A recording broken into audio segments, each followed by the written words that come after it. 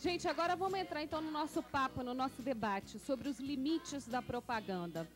Andaram saindo umas propagandas aí que acabaram levantando de novo essa polêmica. Até que ponto um publicitário, uma agência de propaganda pode lançar mão de qualquer recurso para chamar a atenção de uma pessoa para ela prestar atenção naquele produto? Para debater esse assunto, a gente tem o Sávio Zambrotti, que tem uma agência de publicidade aqui na cidade, o Sérgio Donato, que é presidente do Sindicato dos Publicitários, o Ricardo Pereira, que é presidente do Sindicato das Agências e também é relator do CONAR, aquele órgão que foi criado para defender as pessoas que se sintam atingidas por uma propaganda exagerada, e o professor Wagner Riso, que é professor de propaganda da UNB.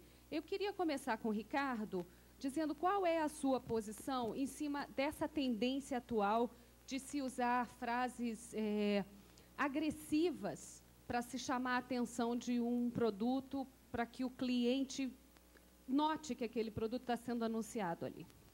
Bom, tem um detalhe. Toda propaganda ela tem que ter aquilo que se chama de surpresa criativa. Valem todos os recursos que você tiver. Evidentemente que a propaganda, para ela ser boa, ela precisa ter bom gosto, ela precisa ter originalidade, ela precisa não estar ferindo a moral, ela precisa ter uma porção de coisas que sejam... A surpresa tem que ser criativa, tem que ser agradável. Agora, isso você já fala como também um representante do CONAR, uma pessoa que já está questionando os limites da propaganda. Não é todo publicitário que tem essa posição sua.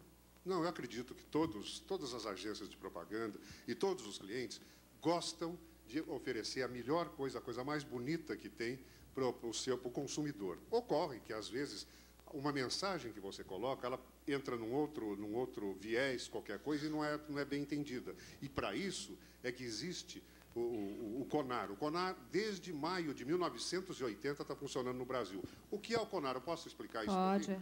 O CONAR é a formação de uma entidade chamada Conselho Nacional de Autorregulamentação Publicitária, que é formada pela Associação Brasileira das Agências de Propaganda, pela Associação Brasileira de Anunciantes, pela Associação Brasileira de Emissoras de Rádio e Televisão, pela Associação Nacional de Jornais, pela Associação Nacional de Emissoras de Revistas, pela Central de Outdoor, por consumidores e por profissionais de criação. Ela tem Ou seja, a própria comunidade publicitária... A própria comunidade se autorregulamenta. E ela tem 5 câmaras de conselho de ética no país, uma delas em Brasília.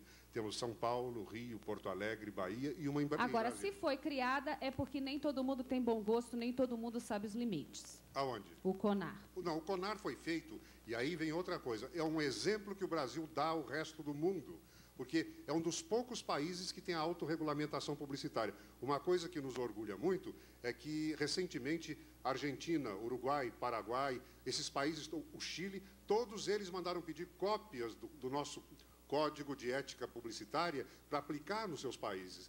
E como é que funciona isso? Qualquer pessoa, o senhor que está me vendo em casa, nós que estamos aqui, não gostamos de uma propaganda, a gente simples, aciona o CONAR, que o endereço é Rua Bahia, 1140, CEP 01244, São Paulo, dizendo que você não concordou com isso. O CONAR, através desse grupo de profissionais, vai examinar, ver se tem o que houve com aquela propaganda. Um grupo vai julgar, os relatores vão examinar isso, e se a propaganda não funcionar, se ela de fato não for aprovada, o que vai acontecer? Vai ter uma advertência para essa empresa e para a agência, vai ter recomendação de alteração ou correção de anúncio, vai ter recomendação aos veículos no sentido de que sustem a divulgação do anúncio, a divulgação da posição do CONAR em relação a esse anunciante em outras publicações. Fora que todas as agências de publicidade vão saber que aconteceu aquilo com aquela propaganda. Vai saber, exatamente. Agora, existe, Sérgio, algo como uma estratégia de você até lançar uma propaganda que você sabe que vai ser caçada pelo CONAR e deixá-la temporariamente sendo veiculada para criar justamente essa polêmica? Essa tendência a ser mais agressivo entre os publicitários existe hoje como uma estratégia? Não, eu não diria dessa maneira, mas, em primeiro lugar, quero dar parabéns aqui ao seu programa e à equipe comercial, que nós tivemos a notícia aí, estão vendendo todas as cotas, né? Isso é uma e está chegando o Álvaro ali sorridente. Mas a agressividade existe em qualquer mercado. Eu concordo com o Ricardo, ninguém, quando faz um comercial ou um anúncio, quer agredir alguém ou quer que isso se torne contra o produto que ele está vendendo. Então, não existe a guerra de profissionais, principalmente na área de criação. E como é que você explica essa questão? Por exemplo, eu não quero nem falar o nome para também não ficar veiculando mais do que devia. Uma empresa que produz jeans fez uma propaganda imitando a foto da Daniela Pérez morta no meio da grama. Então, não acha isso de mau gosto? Não é de bom gosto, não é de bom tom? Você não acha que aí você acaba exagerando um pouco, por mais criativo que o cara tenha sido? Eu realmente, eu confesso para você, eu não vi o anúncio. Mas, pelo que me disseram, pelos comentários que o mercado todo diz, você, às vezes, é infeliz. Você quer transmitir uma coisa e acaba transmitindo outra. Mas o processo todo passa por uma criação, passa pela criação, passa pela aprovação do anunciante.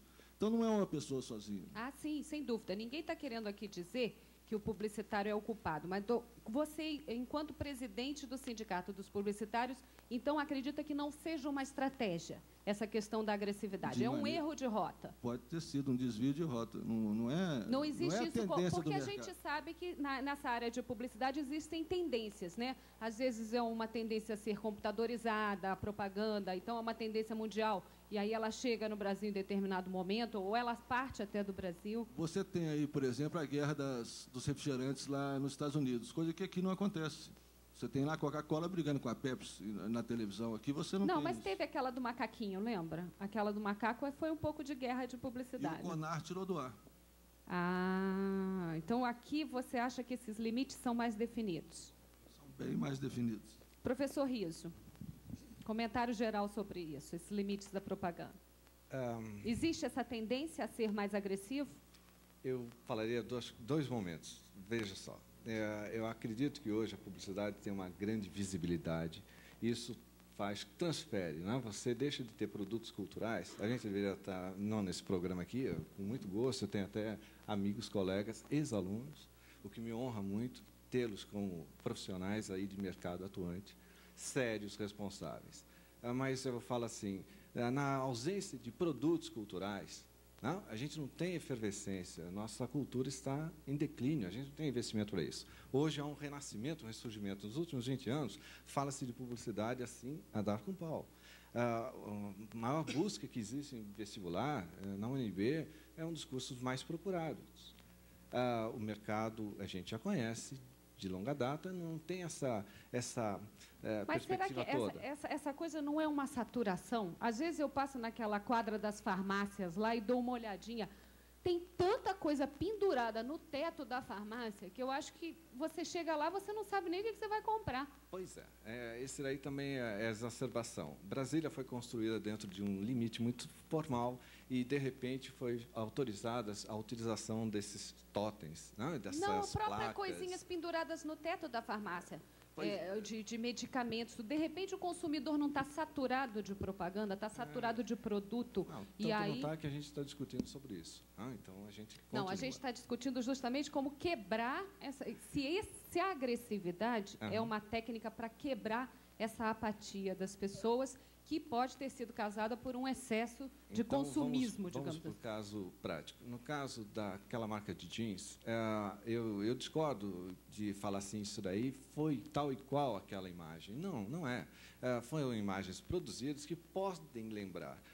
O universo simbólico com que nós trabalhamos é muito rico, muito vasto. O imaginário tem que ser explorado. De repente, você tem no inconsciente já coletivo aquela imagem da Daniela.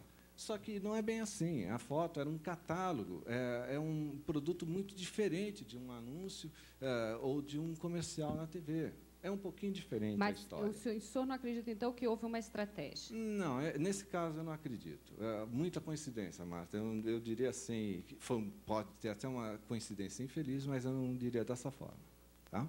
Agora, voltando, eu acredito assim, essa visibilidade não está fazendo com que a gente veja outras coisas. Nós estamos culpando a publicidade de tudo. A gente tem uma agressividade diária. O dia a dia, o nosso cotidiano está agressivo por natureza. Nós saímos às ruas e estamos sujeitos a assaltos. Mas é por aí mesmo que a gente está tentando levar a discussão. Em que medida essa agressividade que as pessoas já estão super expostas a ela no dia a dia, e aí há um questionamento no jornalismo também, até que ponto o jornalista tem que ficar mostrando só o lado ruim das coisas eternamente e as pessoas não aguentam mais. Se de repente a publicidade achou que agora é por aí. Não, tanto que são casos esporádicos, né? Só foram levantados 2, 3 casos. Ok.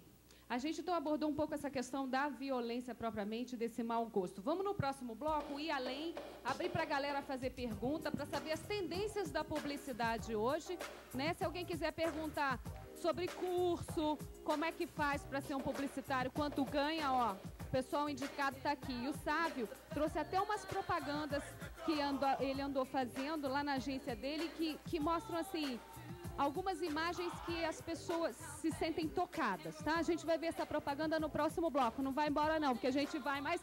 Deixa eu mudar de lado. A gente vai mais... A gente... Volta!